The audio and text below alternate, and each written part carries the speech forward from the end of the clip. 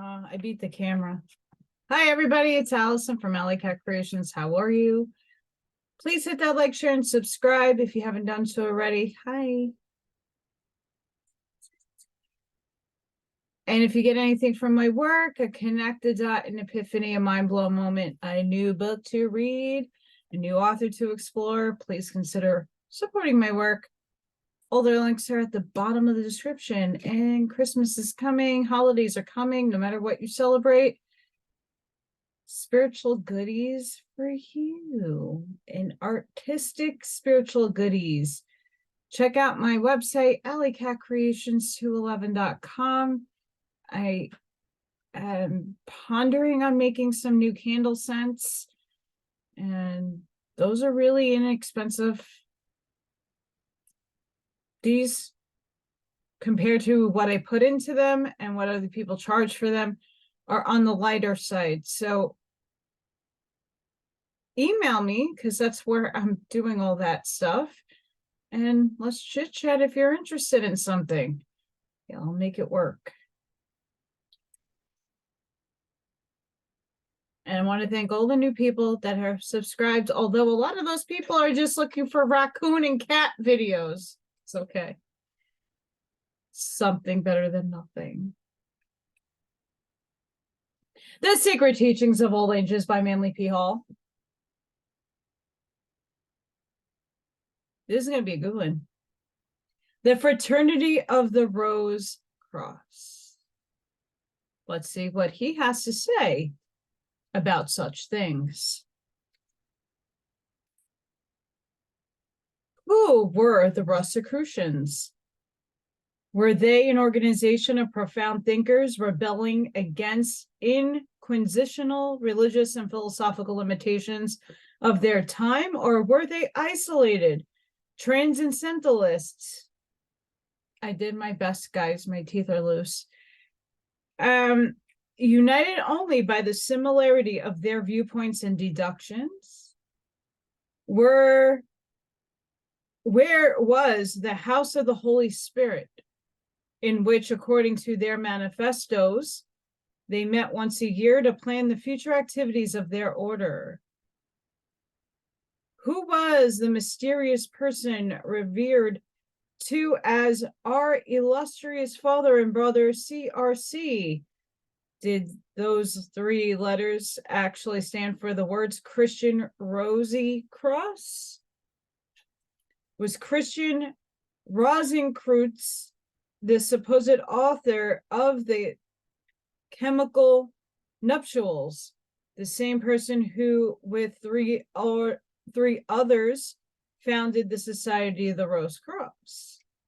What relationship existed between Rosicrucianism and medieval Freemasonry? Why were the destinies of these two organizations so closely interwoven? Is the Brotherhood of the Rose Cross the much sought after linking connection, the Freemasonry of the Middle Ages and the symbolism and mysticism of antiquity? And are its secrets being perpetuated by modern Masonry? Did the original Rosicrucian order disintegrate in the latter part of the 18th century, or does the society still exist as an organization maintaining the same secrecy for which it was originally famous?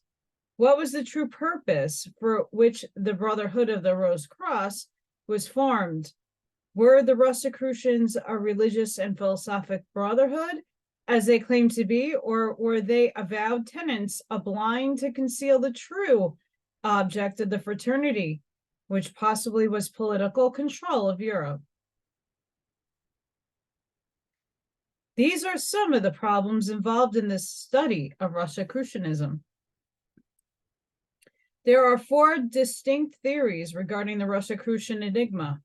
Each is the result of a careful consideration of the evidence by scholars who have spent their lives ransacking the archives of Hermetic lore.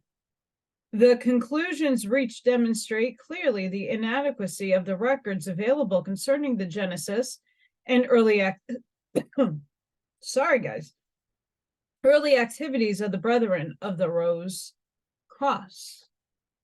The first postulate: It is assumed that the Rosicrucian order existed historically in accordance with the description of its foundation and subsequent activities published in the manifesto. The Fama Fraternitas, which is believed to have been written in the year 1610, but apparently did not appear print until 1614, although an earlier edition is suspected by some authorities. Intelligent consideration of the origin of Rosicrucianism requires a familiarity, I'm trying, guys, with the contents of the first and most important of its documents. The Fama Fraternitas, something like that, guys, begins with a reminder to all the world of God's goodness and mercy, and it warns the intelligent,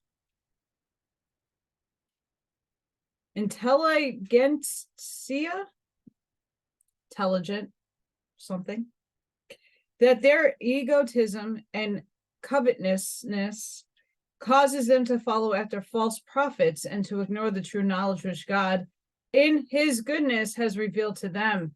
Hence a reformation is necessary, and God has raised up philosophers and sages for this purpose.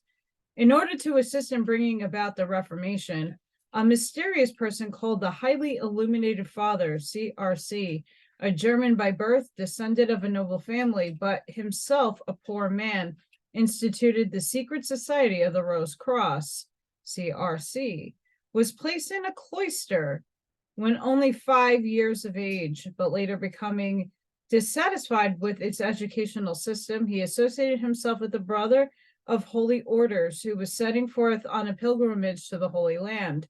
They started out together, but the brother died at Cyprus, and CRC continued alone to Damascus. Poor health prevented him from reaching Jerusalem, so he remained at Damascus, studying with the philosophers who dwelt there. While pursuing his studies, he heard of a group of mystics and Kabbalists abiding in the mystic Arabian city of Damkar. Giving up his desire to visit Jerusalem, he arranged with the Arabians for his transportation to Damkar. CRC was but 16 years of age when he arrived at Damkar. He was received as one who had been long expected, a comrade and friend in philosophy, and was instructed in the secrets of Arabian adepts. While there, CRC learned the Arabic tongue and translated the sacred book M into Latin, and upon returning to Europe, he brought this important volume with him. After studying 3 years in Damkar, CRC departed for the city of Fez, where the Arabian magicians declared further information would be given to him. At Fez, he was instructed how to communicate with the elementary inhabitants, probably the nature spirits, and these disclosed to him many other great secrets of nature.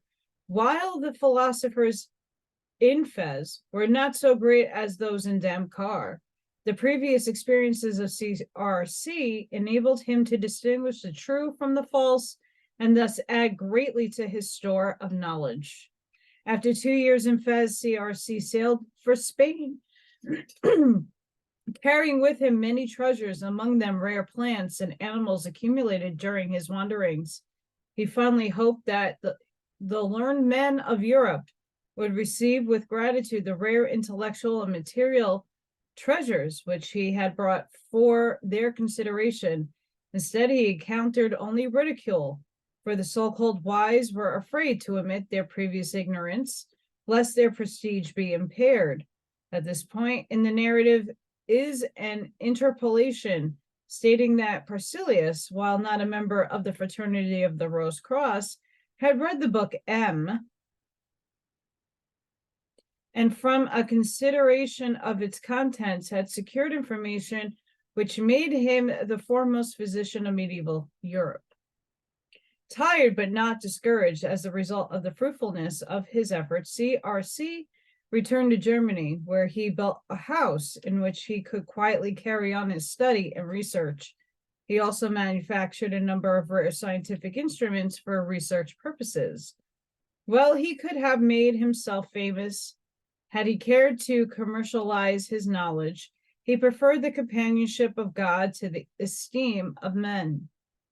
After 5 years of retirement, he decided to renew his struggle for a reformation of the arts and sciences of his day, this time with the aid of a few trusted friends. He sent to the cloister where his early training had been received and called to him 3 brethren, whom he bound by an oath to preserve inviolate the secrets he should impart and write down for the sake of prosperity the information he should dictate. These 4 founded the Fraternity of the Rose Cross. They prepared its secret cipher language, and according to the Fama, a great dictionary in which all forms of wisdom were classified in the glorification of God.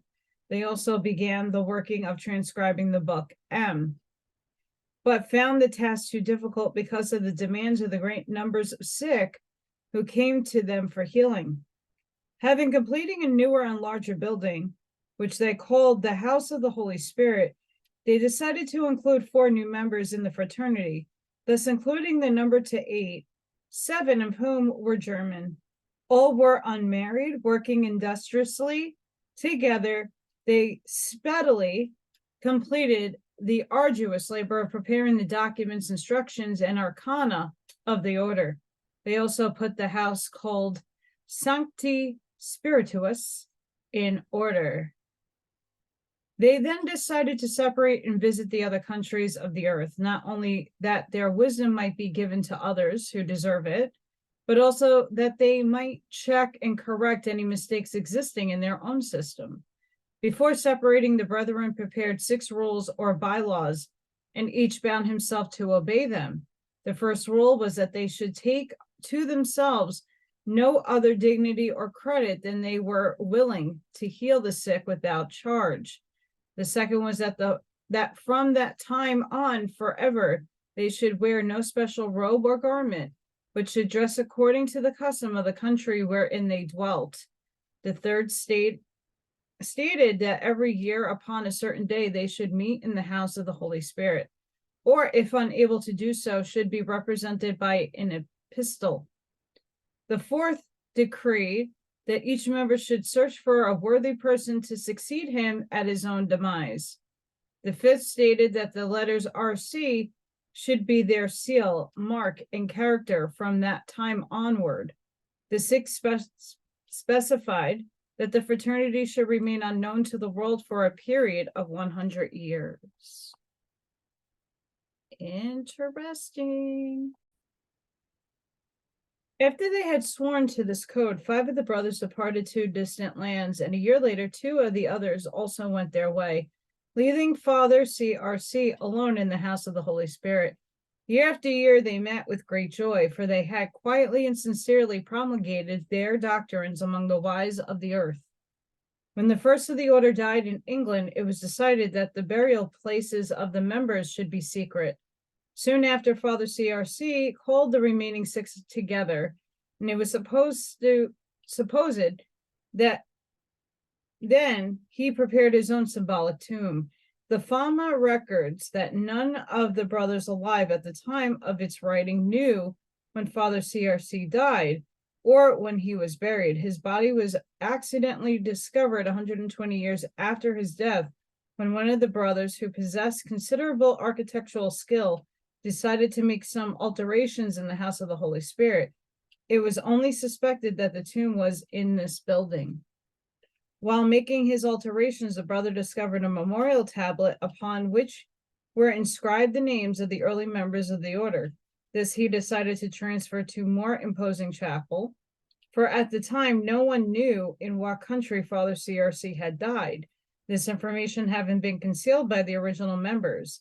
In attempting to remove the memorial tablet, which was held in place by a large nail, some stones and plastering were broken from the wall, disclosing a door concealed in the masonry.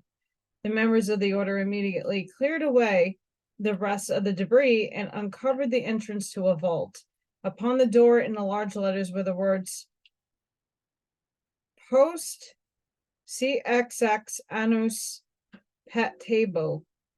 This, according to the mystic interpretation of the brethren, meant In 120 years I shall come forth. The following morning, the door was open and the members entered a vault with 7 sides and 7 corners, each side 5 feet broad and 8 feet high. Although the sun never penetrated this tomb, it was brilliantly illuminated by a mysterious light in the ceiling. In the center was a circular altar upon which were brass plates engraved with strange characters. In each of the 7 sides was a small door, which, upon opening, revealed a number of boxes filled with books, secret instructions, and purposely lost arcanum of the fraternity. Upon moving the altar to one side, a brass cover was disclosed. Lifting this revealed a body, presumably that of CRC, which, although it had lain there 120 years, was as well preserved as though it had just been interred. It was ornamented and attired in the robes of the order. In one hand was clasped a mysterious parchment, which, next to the Bible, was the most valued possession of the society. After thoroughly investigating the contents of the secret chamber, the brass plate and altar were put back in place.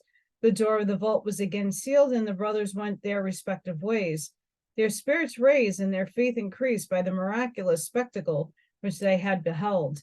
The document ends by saying, in effect, in accordance with the will of Father CRC, the Fama has been prepared and sent forth to the wise and learned of all Europe in 5 languages, that all may know and understand the secrets of the august fraternity.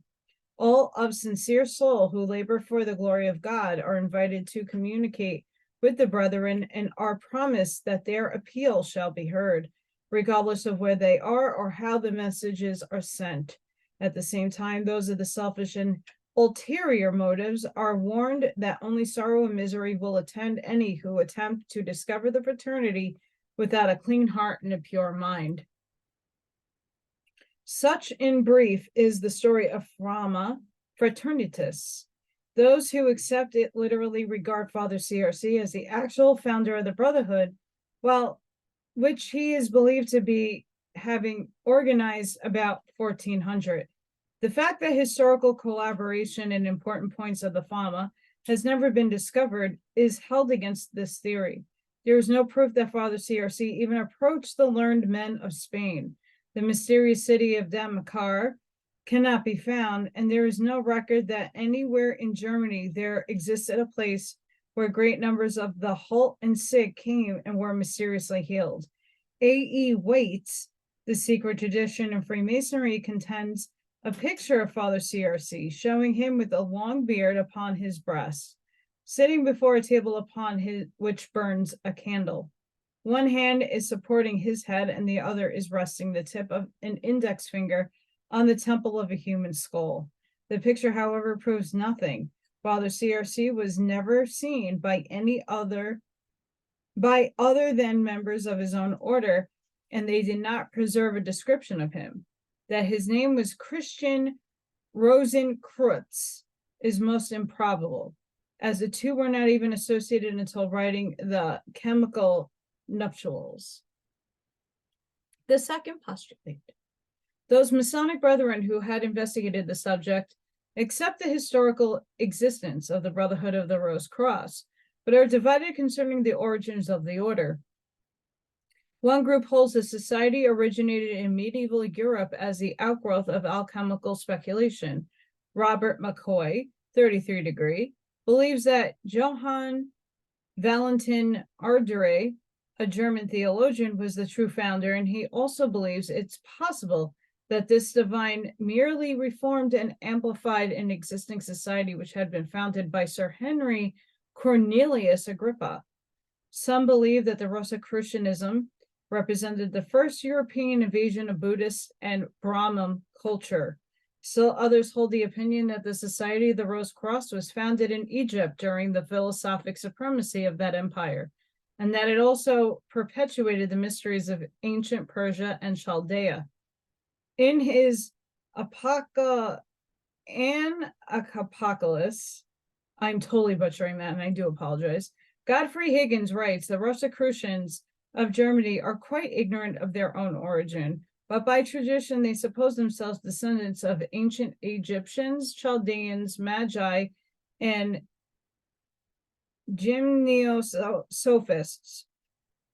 The last was a name given by the followers of Alexander the Great to caste of naked wise men whom they found meditating along the river banks in India. The consensus among these factions is that the story of Father CRC, like the Masonic legend of Hiram Abiff, is an allegory and should not be considered literally. A similar problem has confronted students of the Bible, whom have found not only difficult, but in the majority of cases impossible, that their efforts to substantiate the historical interpretation of the scriptures. Admitting the existence of the Rosicrucians as a secret society with both philosophic and political ends, it is remarkable that an organization with members in all parts of Europe could maintain absolute secrecy throughout the centuries. Nevertheless, the Brothers of the Rose Cross were apparently able to accomplish this. A great number of scholars and philosophers, among them Sir Francis Bacon and Wolfgang van Goethe, have been suspected of affiliation with the order, but their connection has not been established to the satisfaction of prosaic historians. Pseudo-Rosicrucians abound, but the true members of the ancient and secret order of the unknown philosophers have successfully lived up to their name to this day. They remain unknown. During the Middle Ages, a number of tracts appeared purporting to be from the pens of Rosicrucians. Many of them, however, were spurious, being issued for their self-aggrandizement by unscrupulous persons who used the revered and magic name Rosicrucian in the hope of gaining religious or political power. This has greatly complicated the work of investigating the society. One group of pseudo-Rosicrucians went so far to supply its members with a black cord by which they were to know each other, and warned them that if they broke their vow of secrecy, the cord would be used to strangle them. Few of the principles of Rosicrucianism have been preserved in literature, for the original fraternity published only fragmentary accounts of its principles and activities. In his Secret Symbols of the Rosicrucians, Dr. Franz Hartmann describes a fraternity as a secret society of men possessing superhuman, if not supernatural powers. They were said to be able to prophesy future events, to penetrate into the deepest mysteries of nature, to transform iron, copper, lead, or mercury into gold, to prepare an elixir of life, a universal panacea, by the use of which they could preserve their youth and manhood. And moreover, it was believed that they could command the elemental spirits of nature, and knew the secret of the philosopher's stone, a substance which rendered him who possessed it all-powerful, immortal, and supremely wise. The same author further defines a Rosicrucian as a person who, by the process of spiritual awakening, has obtained a practical knowledge of the secret significance of the rose and the cross. To call a person a Rosicrucian does not make him one, nor does the act of calling a person a Christian make him a Christ. The real Rosicrucian or Mason cannot be made. He must grow to be one of the expansion and unfoldment of the divine power within his own heart. The inattention to this truth is the cause that many churches and secret societies are far from being that which their names express. The symbolic principles of the Rosicrucians are so profound that even today they are little appreciated. Their charts and diagrams are concerned with weighty cosmic principles, which they treat with a philosophical understanding, decidedly refreshing when compared with the orthodox narrowness prevalent in their day. According to the available records, the Rosicrucians were bound together by mutual aspirations rather than by the laws of fraternity. The Brothers of the Rose Cross are believed to have lived unobtrusively, laboring industriously in trades and professions, disclosing their secret affiliation to no one, in many cases not even their own families. After the death of CRC, most of the brethren apparently had no central meeting place. Wherever initiatory ritual the order possessed was so closely guarded that it was never been revealed. Doubtless, it was couched in chemical terminology. Efforts to join the order were apparently futile, for the Rosicrucians always chose their disciples, having agreed on one who they believed, who, due honor to their illustrious fraternity, they communicated with him in one of many mysterious ways. He might receive a letter either anonymously or with a peculiar seal, usually bearing the letter CRC or RC upon it. He would be instructed to go to a certain place at an appointed time. What was disclosed to him he never revealed, although in many cases his later writings showed that a new influence had come into his life, deepening his understanding and broadening his intellect. A few have written allegorically concerning what they beheld when in the august presence of the Brethren of the Rose Cross.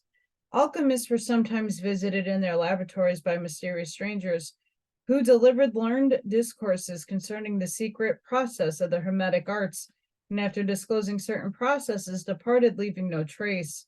Others declared that the Brothers of the Rose Cross communicated with them through dreams and visions, revealing the secrets of Hermetic wisdom to them while they were asleep.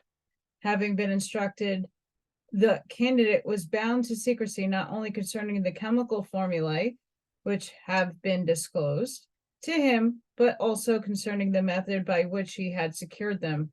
While these nameless adepts were suspected of being Brothers of the Rose Cross, it can never be proved who they were, and those visited only conjecture. Many suspect the Rosicrucian rose to be a conventionalization of the Egyptian and Hindu lotus blossom, with the same symbolic meaning as more ancient symbol.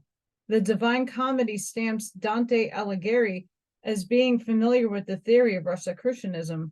Concerning this point, Albert Pike, in his Morals and Dogma, makes the significant statement, his hell is but a negative purgatory. His heaven is composed of a series of Kabbalistic circles divided by a cross, like the Pantacle of Ezekiel. In the center of this cross blooms a rose, and we see the symbol of the adepts of the rose cross for the first time publicly expounded and almost categorically explained. Doubt has always existed to whether the name Rosicrucian came from the symbol of the rose and cross, or whether this was merely a blind to deceive the uninformed and further conceal the true meaning of the order. Godfrey Higgins believes that the word Rosicrucian is not derived from the flower, but from the word Ros, which means dew. It is also interesting to note that the word Ros means wisdom, while Ros is translated concealment. Doubtless, all of these meanings have contributed to the Rosicrucian symbolism. A.E. Waite holds with Godfrey Higgins that the process of forming the Philosopher's Stone with the aid of dew is a secret concealed within the name Rosicrucian. It is possible that the dew referred to is a mysterious substance within the human brain, closely resembling the description given by alchemists of the dew, which, falling from heaven, redeemed the earth.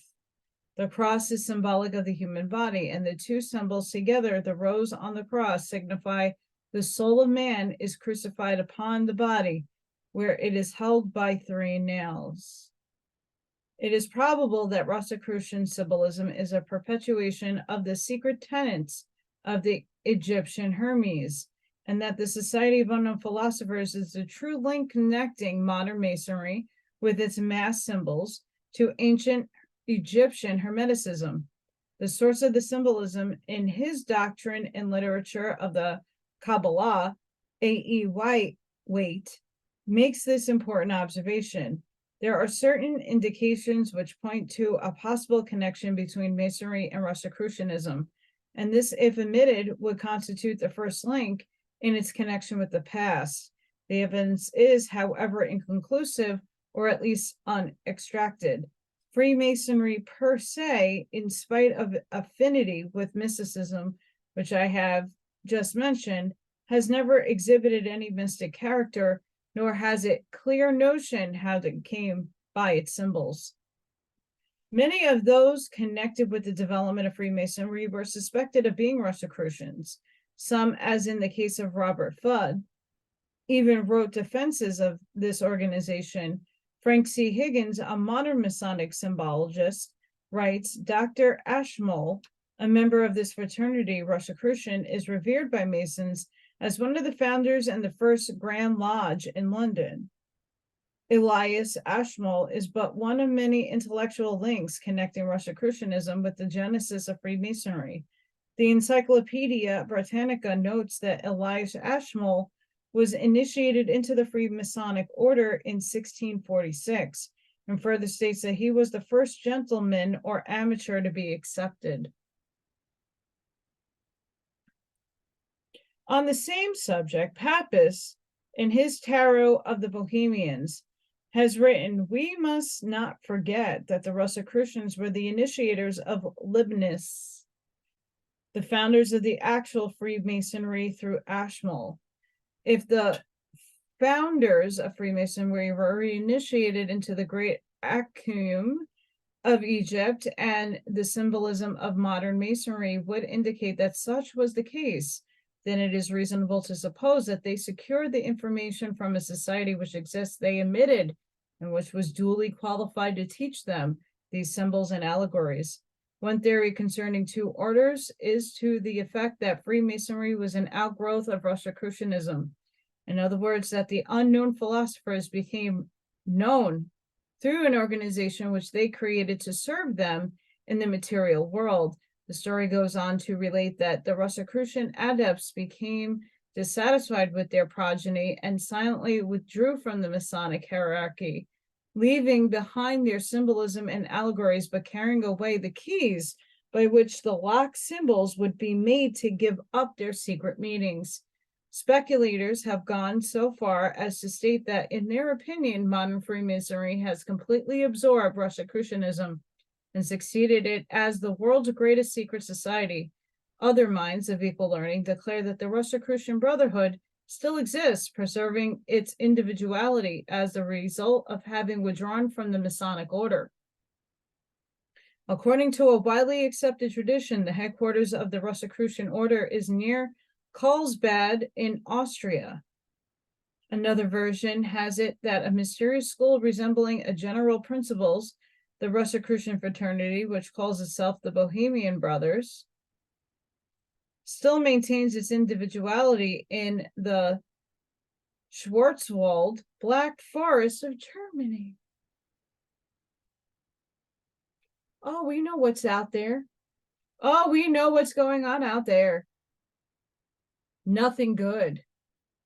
One thing is certain, with the rise of Freemasonry, the Rosicrucian order in Europe practically disappeared, and notwithstanding existing statements to the contrary, it is certain that the 18th degree, commonly known as the Rose Crux, perpetuates many of the symbols of the Rosicrucian fire elements.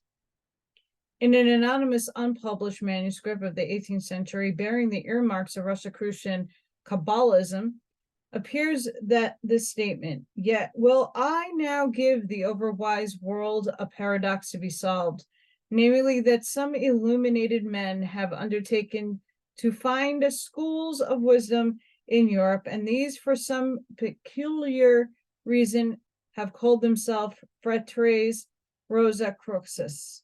But some afterwards came false schools into existence and corrupted the good intentions of these wise men.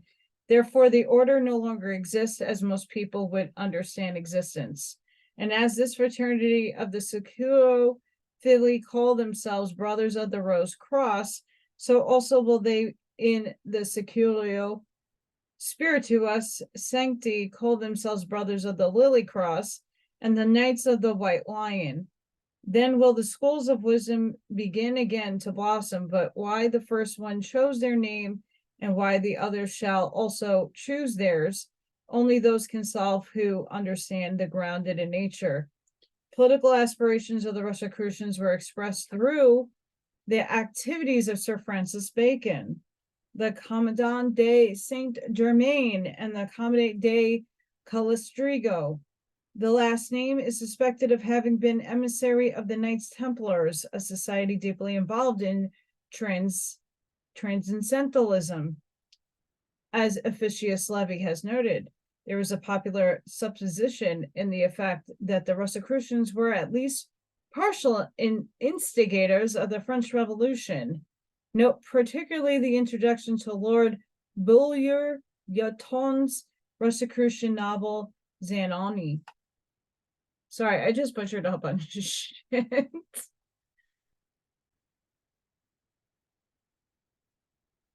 The third postulate.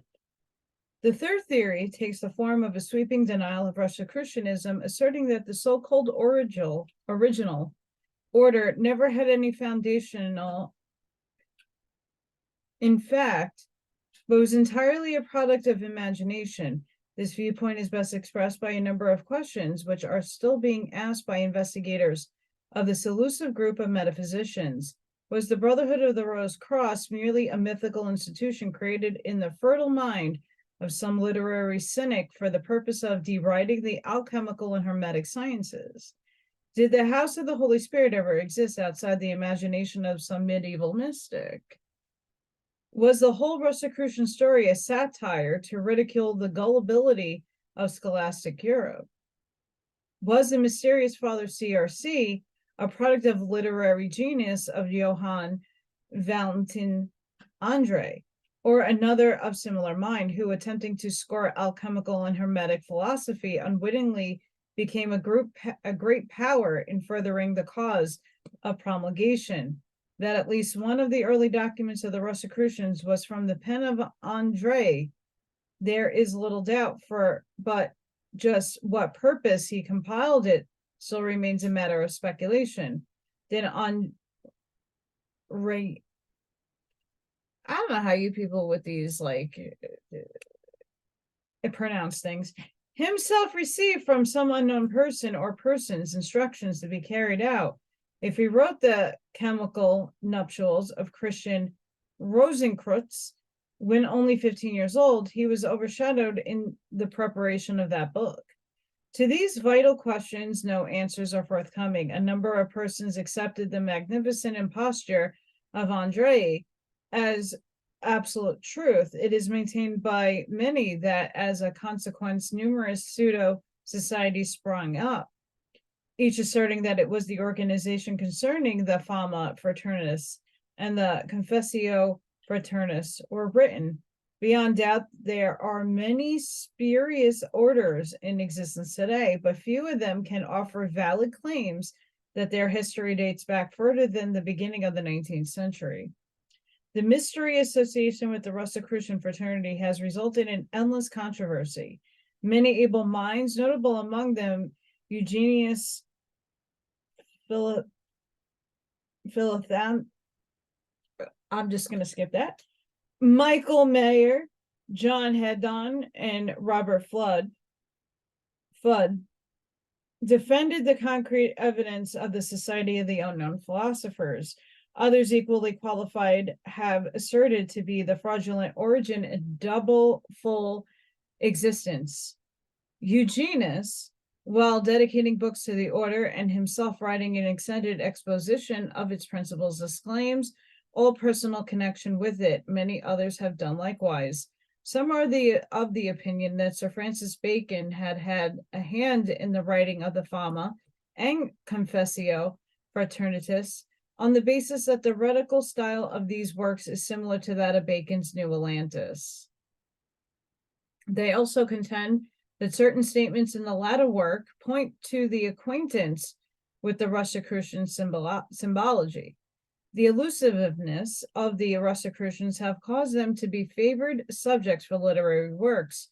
Outstanding among the romances which have been woven around them is Zanoni.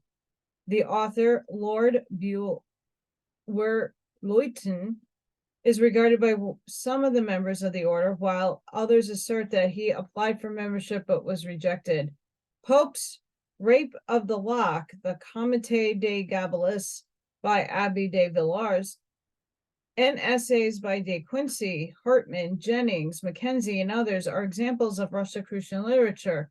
Although the existence of these medieval Rosicrucians is difficult to prove, sufficient evidence is at hand to make it extremely probable that there existed in Germany and afterwards in France, Italy, England, and other European countries, a secret society of illuminated savants who made contributions great import to the sum of human knowledge while maintaining absolute secrecy concerning their personalities and their organizations. I have to move. I'm hurting. The fourth postulate. The apparent incongruities of the Rosicrucian controversy have been accounted for by a purely transcendental explanation. There is evidence that early writers were acquainted with such a supposition, which, however, was popularized only after it has been espoused by theosophy. This theory asserts that the Rosicrucians actually possessed all the supernatural powers with which they were credited, that they were in reality citizens of two worlds, that which they had physical bodies for expression on the material plane. They were also capable, through the instructions they received from the Brotherhood, of functioning in a mysterious ethereal body, not subject to the limitations of time and distance. A lot of us do that. No, I don't belong to a secret order. Just saying. By means of the astral form, they were able to function in the invisible realm of nature, and in this realm, beyond reach of the profane, their temple was located. According to this viewpoint, the Rosicrucian Brotherhood consisted of a limited number of highly developed adepts or initiates, those of the higher degrees being no longer subject to the laws of mortality. Candidates were accepted into the order only after long periods of probation. Adepts possessed the secret of the Philosopher's Stone and knew the process of transmuting the base metals into gold, but taught that these were only allegorical terms concealing the true mystery of human regeneration through the transmutation of the base elements of man's lower nature into the gold of intellectual and spiritual realization. According to this theory, those who have sought to record the events of importance in connection with the Rosicrucian controversy have invariably failed because they approach their subject from a purely physical or materialistic angle. These adepts were believed to have been able to teach men how to function away from his physical body at will by assisting him to remove the rose from the cross. They taught that the spiritual nature was attached to the material form at a certain point, symbolized by the nails of the crucifixion, but by 3 alchemical initiations which took place in the spiritual world. In the true temple of the Rose Cross, they were able to draw these nails and permit the divine nature of man to come down from the cross. They concealed the process by which this was accomplished under 3 alchemical metaphoric expressions: the casting of the molten sea, the making of the rose diamond, and the achieving of the Philosopher's Stone. While the intellectualist flounders among contradictory theories, the mystics treat the problem in an entirely different manner. He believes that the true Rosicrucian fraternity, consisting of a school of supermen, not unlike the fabled Mahatmas of India, it is an institution existing not in the visible world, but in a spiritual counterpart, which he sees fit to call the inner planes of nature, that the brothers can be reached only by those who are capable of transcending the limitations of material world. To substantiate their viewpoint, these mystics cite the following significant statement from the Confessio Fraternitas: 1,000 times the unworthy may clamor, 1,000 times may present themselves, yet God hath commanded our ears that they should hear none of them, and hath so compassed us about with his clouds that unto us his servants no violence can be done. Wherefore now no longer are we held by human eyes, unless they are received strength borrowed from the eagle. In mysticism, the eagle is a symbol of initiation, the spinal spirit fire. And by this is explained in the inability of the unregenerated world to understand the secret order of the Rose Cross. Those professing this theory regard the Comte de Germain as their highest adept and assert that he and Christian Rosenkreutz were one of the same individual. They accepted fire as their universal symbol because it was the one element by means of which they could control the metals. They declared themselves the descendants of Tabul Cain and Haram Abif, and that the purpose of their existence was to preserve the spiritual nature of man through ages of materiality. The Gnostic sects, the Arabs, alchemists, Templars, Rosicrucians, and lastly the Freemasons, formed the Western chain in the transmission of occult science. Max Hendel, the Christian mystic, described the Rosicrucian temple as an etheric structure located in and around the home of a European country gentleman. He believed that this invisible building would ultimately be moved to the American continent. Mr. Hendel referred to the Rosicrucian initiates as so advanced in the science of life that death had forgotten. Very interesting. And that will end that there. Next time, Rosicrucian doctrines and tenets. Sorry, guys, I'm having issue there. Jaw, teeth, water.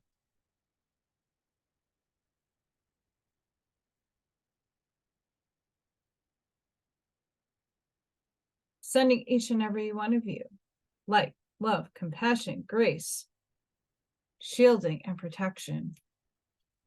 Please make sure you check out my website. Email me. All that information is down below this video. If you're interested in anything of the art stuff, if you want to support me, all of that fun stuff is there. And I want to thank everybody for continuing on. I'm gonna try to get more videos out. This is Thanksgiving week, so if you guys don't see me on Thursday, I'm going to actually have Thanksgiving dinner. I know, it's rare. I don't celebrate shit. I haven't in a long time, and be around new people.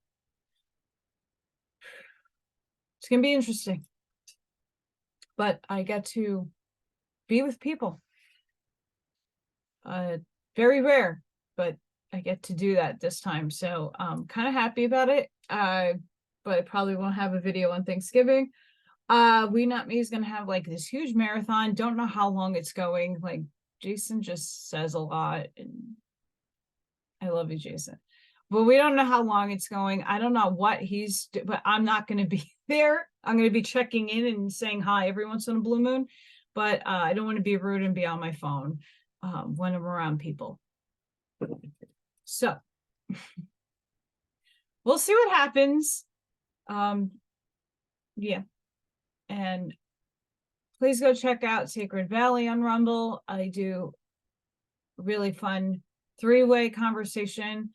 And yeah, I hope to see you guys on the next one. Hopefully that's until then, guys, have a nice one. Be safe, be seen, and I hope to see you on the next one. Bye.